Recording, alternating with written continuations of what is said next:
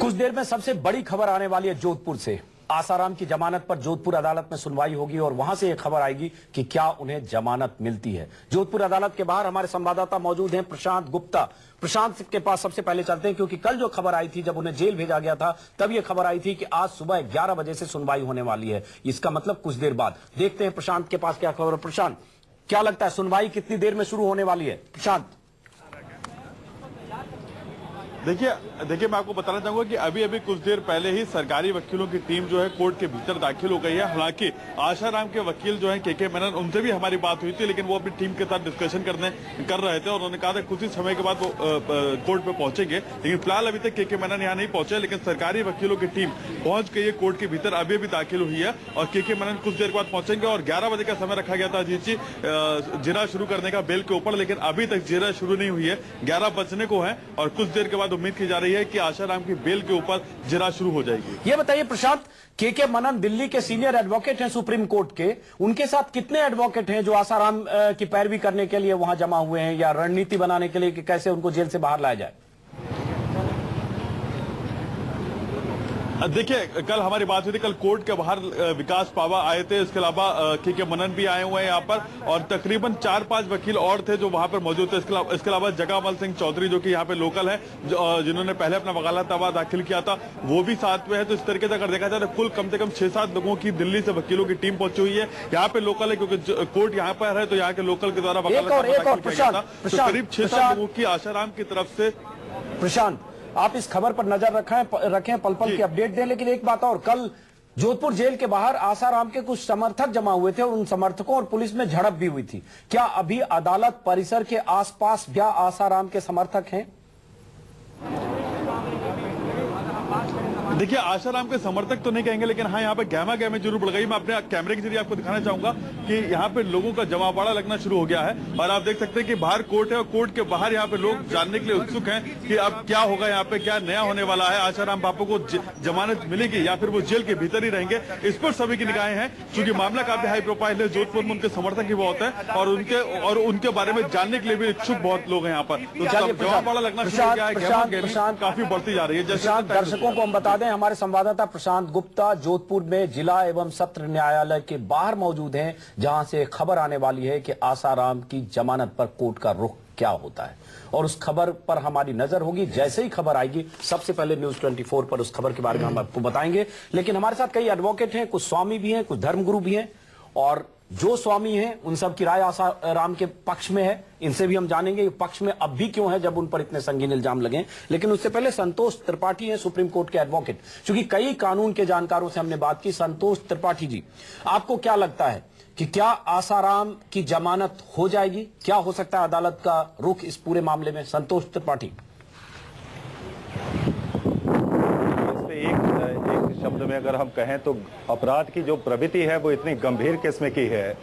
ये कोई साधारण रेप का मामला नहीं है जहां कोई विकृत व्यक्ति या किसी उत्साह में किया गया रेप हो। ये पूरे कॉन्स्पिरेसी के साथ उस नाबालिग बच्ची को छिंदवाड़ा से मध्य प्रदेश बुलाया गया, उसके साथ बलात्कार करने की हद तक की कोशिश की गई है। तो ये एक पूरी कॉन्स्पिरेसी के साथ एक माइनर के साथ किया जाने वाला ये दुराचार है, जिसमें बेल किसी भी सूरत में इस वक्त मिलना इन्हें बिल्कुल नामुमकिन लग रहा है।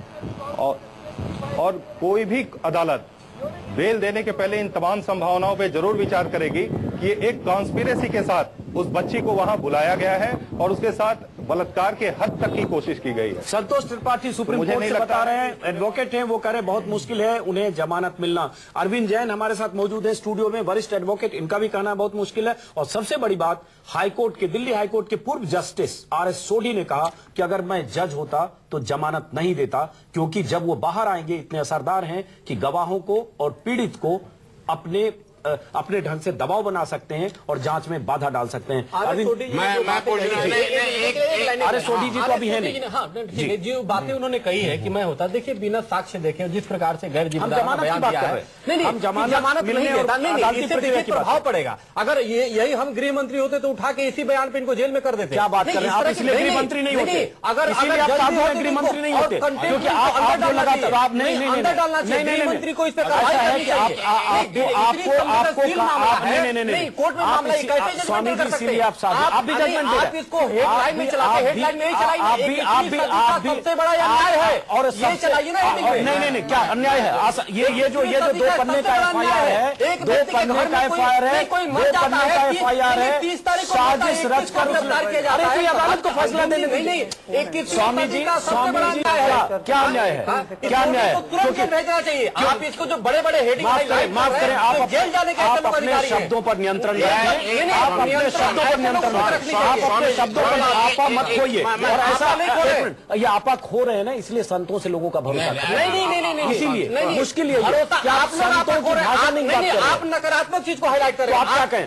एक मिनट, दर्शक सुन ले। इनके मुताबिक, स्वामी जी के मुताबिक हम नकारात्मक चीजों को हाईलाइट कर रहे हैं। स्वामी जी के मुताबिक आसाराम जी पर जो आरोप लगे हैं, 2 पन्ने का ये FIR है, इसमें पूरी साजिश का जिक्र है कि कैसे छिंदवाड़ा से उस लड़की को ले जाया गया जिसमें हॉस्टल की वार्डन थी, जिसमें उनका सेवादार था। जो कुछ हुआ, जो अभी वकील साहब ने हमारे बताया, इनके मुताबिक इसके बाद भी आसाराम जी पर हम सिर्फ सकारात्मक बातें करें। हम बातें करें कि आसाराम जी इस सदी के सबसे बड़े संत हैं। आसाराम जी पर जो कुछ हो रहा है, उनके खिलाफ कार्रवाई हो रही है, वो संतों पर हमला है, वो हिंदू धर्म पर हमला है, इसलिए हम सकारात्मक मैंने नहीं किया। तो हम सकारात्मक क्या बात करें? ये बताएं, इस इल्जाम में, इस कोई भी आप जेल जाओगे स्वामी जी, यही होना चाहिए स्वामी जी। लेकिन इस आरोप में सकारात्मकता क्या है? जेल जाने से आपको क्या मिलेगा? कल के डेट में जब साबित होगा, स्वामी जी नहीं साबित होगा। इस बीच आपको बता दें, दर्शकों को खबर आ रही है कि आसाराम की सुनवाई पर, आसाराम की जमानत पर 2:30 बजे सुनवाई होगी। बड़ी खबर, सुनवाई 11 बजे होनी थी, अभी ये खबर आ रही है कि सुनवाई 2:30 बजे होगी। जब भी सुनवाई होगी हम आपको बताएंगे कि अदालत का क्या रुख होता है, अदालत क्या उन्हें जमानत देती है। सुनवाई कुछ देर के लिए टल गई है। पहले ये कल ये खबर आई थी सुबह 11 बजे सुनवाई होगी, अब ये खबर आ रही है 2:30 बजे सुनवाई होगी। आप ये करें, एक मिनट, पहले इन्होंने कहा, आप ये करें कि आसाराम पर यह आरोप लगा है, लड़की ने आरोप लगाया, उसके पिता ने भूख हड़ताल की, और आप कह रहे हैं हम इसमें सकारात्मक हो। आप लोगों की मनसा में पहले आप सकारात्मक देखिए, नहीं आप बाबाओ आज कोई बाबा जाता नहीं, स्वामी जी आप मुझे सकारात्मक संत जाता है, आप मुझे सकारात्मक, आप ये बदमाश है, आपने सकारात्मक नहीं, बिल्कुल संतों ने जितना कार्य किया, देखिए संतों का काम आप नहीं कर सकते। पहले आप स्वामी जी आप पहले जो आसाराम पर आरोप लगे हैं उसमें सकारात्मक जरा बता दी, थोड़ा ज्ञान मेरा बढ़े, जरा ज्ञान बढ़े, मैं समझ नहीं पा रहा हूँ, तो बढ़ाइए कि उसको सकारात्मक कैसे देखें, उस आरोप को जो इतना संगीन है उसको सकारात्मक कैसे देखिए।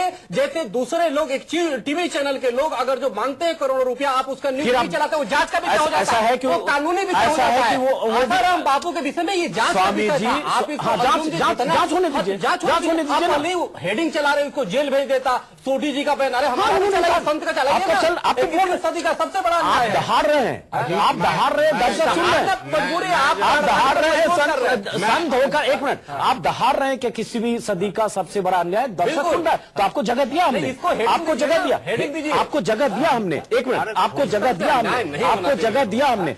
और अभी देखिए स्वामी जी आसाराम जी पर बात करने के लिए, मैं तो एंकर के तौर पर हूं, ये वो एडवोकेट के तौर पर है, कानूनी पहलू, और आप 2 लोग हैं आसाराम को संत मानते हैं, उनके पक्ष में, तो हम तो बैलेंस है, लोकतंत्र में यही होता है। आप देखिए आज जो उसकी जांच, चाहे वो संत कुछ भी करे, एक लड़की, चाहे वो संत कुछ भी करे, चाहे वो संत कुछ भी करे, आप उसके पक्ष में। हम देखिए विरोधी इस बात के हैं कि पहले आप जजमेंटल न हो, उसकी जांच। आप इस बात के विरोधी नहीं है कि आसाराम पर इतना इल्जाम लगा और उन्होंने 5 दिन तक तमाशा किया, पुलिस को सम्मन सर्व करने में इतनी मुश्किल हुई, और 2007 में राहुल गांधी पे किसी ने आरोप लगाया, कोई केस तक नहीं चला। आप सवाल कितने पहले बिना सबूत के आप कोई ऐसी बात न करें, आप बिना सबूत के बात न करें। नहीं, संसद में पापों के समय शरद यादव ने महिलाओं के प्रति आपत्ति बिना सबूत के कोई कार्रवाई नहीं हुआ, बिना सबूत के बात न करें। देश ने देखा शरद यादव का बयान, पूरा देश अभी देख रहा है, उसकी बात करिए ना, आप मुद्दे को क्यों भटका रहे हैं, मुद्दे को क्यों भटका रहे हैं? पूरा देश आसाराम पर भी खोल रहा है, इतना में नहीं है आसाराम, ये इतने में नहीं है। अच्छा, तो देश मतलब 125 करोड़ की आबादी के आप प्रतिनिधि हैं, पूरा देश ने आपको फोन करके सुबह बता दिया कि मैं खोल रहा हूँ। और हम आपको बता दें 3 लाख SMS पिछले 4 दिन के दौरान आए हैं, 3 लाख SMS में से 90% आसाराम के खिलाफ है। पूरा देश, आप क्या मानते हैं स्वामी जी कि आप यहाँ बैठे स्टूडियो में 125 करोड़ करोड़ देश की आबादी है, उसमें से 70-80 करोड़ हिंदू होंगे। पूरा सबने आपको ऑथराइज कर दिया कि हम खोल रहे हैं, हमारी बात टीवी में आके चिल्ला के कर दो। मुसलमान क्या बातें क्यों कर रहे हो? आप किसकी बात कर रहे हो? बिना जजमेंट आए कैसे आप इस तरह बाबाओं के और संत अनेक आपत्तिजनक शब्दों का प्रयोग करते हैं? इससे मुझे आपत्ति है। अरे आप का चाहते मैं होता तो ये क्या जजमेंट को प्रभावित करना नहीं हुआ? मुझे नहीं लगता। आपको लगता है इससे जजमेंट प्रभावित? बिल्कुल प्रभावित होता है। इसका मतलब आप जज के स्वविवेक पर भी सवालिया निशान खड़े कर रहे हैं। क्या जजमेंट आने से पहले कोई इस तरह का पहले जिम्मेदार व्यक्ति इस तरह से नहीं बोल सकता? साधु तो कहते क्रोध से, साधु से तो कहते क्रोध से मुक्त होता है, तब साधु सन्यासी होता है। आप तो भयंकर क्रोधी, आप दुर्वासा ऋषि लग रहे हैं। बिल्कुल नहीं दुर्वासा। आप देखो मैं अपनी बात रखूं तो मैं क्रोध हो गया। साधु तो माया मोह लोभ दम्भ क्रोध इससे मुक्त होता है। अरे देखिए ऐसा हैरत है, तेरे हाथ में पत्थर भी नहीं है लेकिन शहर में मौसम कोई सर नहीं है। सब कुछ साधुओं के बीच में फंस गया हूँ। आश्रम उजाड़ने पे लगे हो, मंदिर उजाड़ने के बाद हो। ऐसा है उन बाबाओं की हम बात नहीं कर रहे हैं जो बाबा है, साधु है, संत है।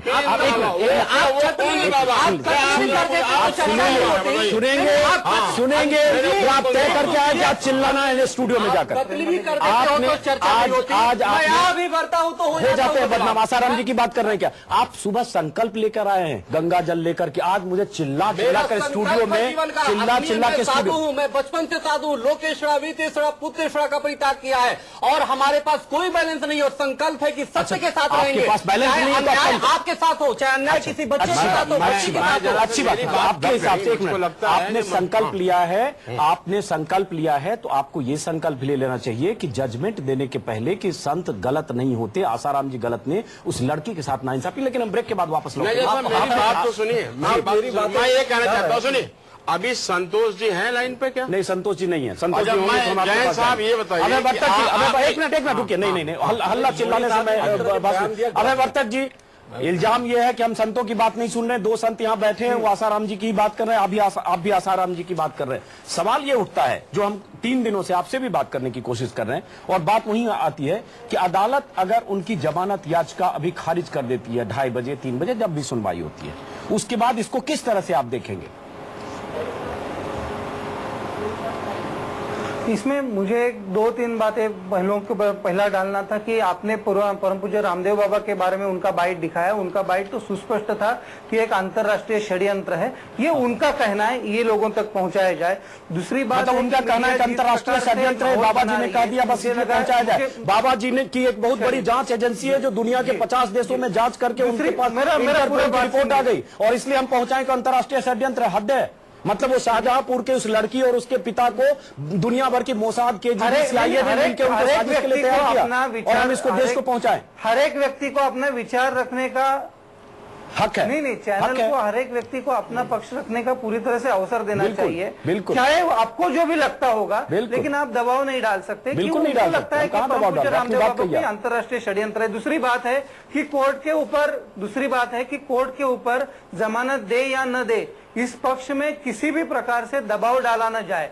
जिस प्रकार से माहौल बनाया जा रहा है तो मुझे लग रहा है कि कोर्ट के ऊपर बहुत सारा दबाव मीडिया की ओर से डाला जा रहा है। जैसे आपने कहा है कि आगे के 13 दिन बापूजी जेल में रहेंगे, ऐसा हमने नहीं कहा। हमने ये नहीं कहा अभय जी, आप जो मैंने नहीं कहा वो आप मत कहिए। मैं हर बार 2 बात बोल रहा हूँ। मैंने अभय जी नहीं, हमने हर बार 2 बात कही है। अदालत तय करेगा, अदालत कोर्ट में ये तय होगा कि उन्हें जमानत मिलती है, 13 दिन जेल में आगे रहना पड़ता है।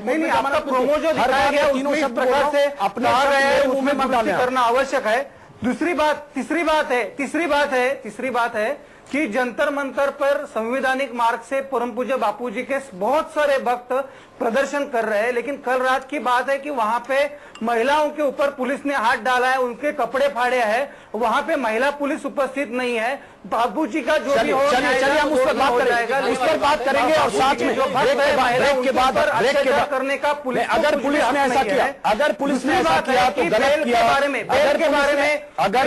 अगर पुलिस ने ऐसा किया तो गलत किया। अगर आप उन महिलाओं को जानते हैं, उनको आप न्यूज 24 का नंबर दें, हम उनको स्टूडियो में बुलाकर उनकी बात देश के सामने रखेंगे। लेकिन सिर्फ कहने की बजाय उन महिलाओं को सामने आना। जी बहुत धन्यवाद, आप ब्रेक के दौरान मेरा नंबर ले लें अभय वर्तक जी। उन महिलाओं को बोले कि मुझे मुझे कॉल करें और मैं उन सबको स्टूडियो में बुलाऊंगा अगर पुलिस ने उनके साथ नाइंसाफी की। ये मेरा वादा है न्यूज़ 24 की तरफ से। ब्रेक के बाद वापस लौटते हैं तो जानने की कोशिश करते हैं कि संतों की राय ऐसी क्यों है और ऐसा क्या है जब आसाराम पर इल्जाम लगता है तो इसे अंतर्राष्ट्रीय साजिश भी कहा जाता है। एक बात और, रामदेव ने एक बात और अहम बात कही कि संतों को किसी के साथ, खासतौर से महिला के साथ, चाहे वो महिला रिश्ते में कुछ भी लगती हो, एकांतवास में नहीं रहना चाहिए। क्योंकि खबर यही आई, कहा यही गया कि आसाराम बापू उस लड़की के साथ एकांतवास की बात कबूल कर चुके हैं।